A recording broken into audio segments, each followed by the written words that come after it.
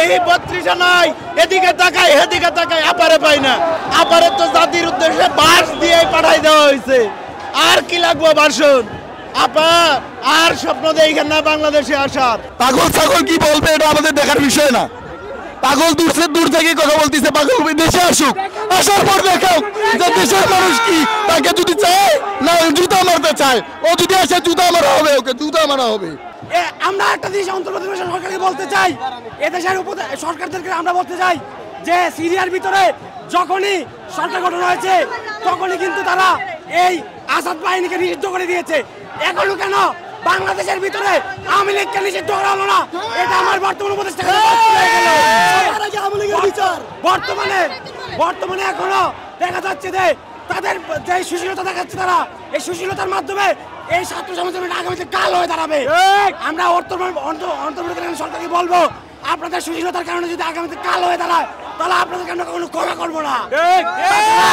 এই আওয়ামী লীগের এবং তার দোষরদেরকে আপনারা যদি সঠিকভাবে বিচার না করেন, আগামীতে আমরা প্রয়োজনে আগামীতে আপনাদের বিরুদ্ধে নামতে বাধ্য হবেন।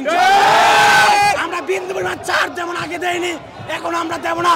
আগামীতে ইনশাল্লাহ আমরা বিন্দু পরিমাণ ছাড় দিতে রাজি না ইনশাল্লাহ। খুনি হাসিনার যতদিনে ফাঁসির রায় কার্যকর না করা হবে ততদিন পর্যন্ত ঐক্যবদ্ধ থেকে এই সরকার যদি আমাদের দাবি অনুসারে তাদের কার্যকরী কোনো ভূমিকা না দেবে, তাদেরকেও পালিয়ে যেতে বাধ্য হবে।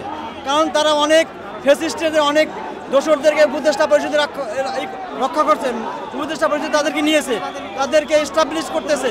বাংলাদেশ ব্যাংক মন্ত্রণালয়, পুলিশ প্রশাসন সর্বক্ষেত্রে এই ফ্যাসিস্টের এখনো 90% লোক তাদের লোক বসানো আছে। এই ফ্যাসিস্টের গত 15 বছরে এটা সামান্য একটা মেয়ে রক্ত ব্লাড কন্যা রাজবাড়ির, তাকে একটা স্ট্যাটাসের জন্য তাকে কত মাস জেলে থাকতে হয়েছে।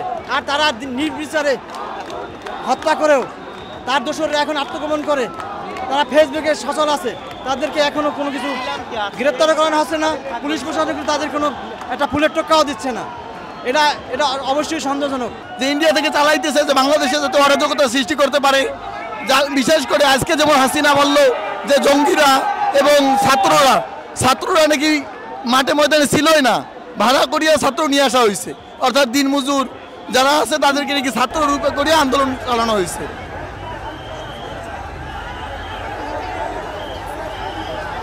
দেখেন আপনারা একটু খেয়াল করেন যে একটা ইট নিয়ে যাইতেছি, কারণ কেন নিয়ে যেতেছি সেটাও জানার দরকার আছে।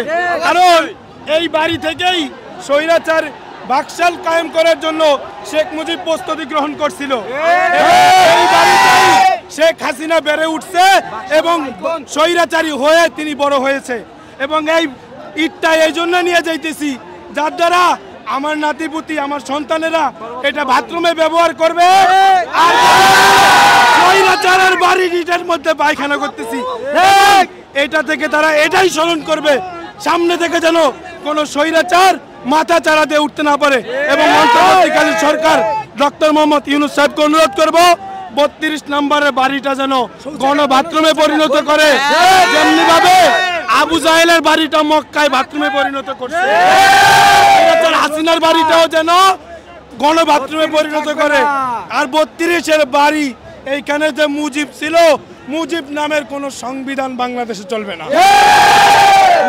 অনেক দেখছেন 6 মাসে যে কি হয়েছে আমরা কিন্তু বইলা দিছি আপনারে। এখন শুধু আমরা বাইকনার অপেক্ষায় আছি। 100 দিবসের জয় দেওয়া হইব না, এবার আর কিছু নতুন নিয়ে আহেন।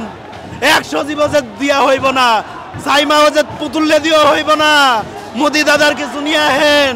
ও আপা কোথায় আছেন, আহেন, খেলা হবে। শামীম ওসমান কইছিল না, শামীম ওসমান এখন তসবি দিবে আর কই ক্ষমা চাইব।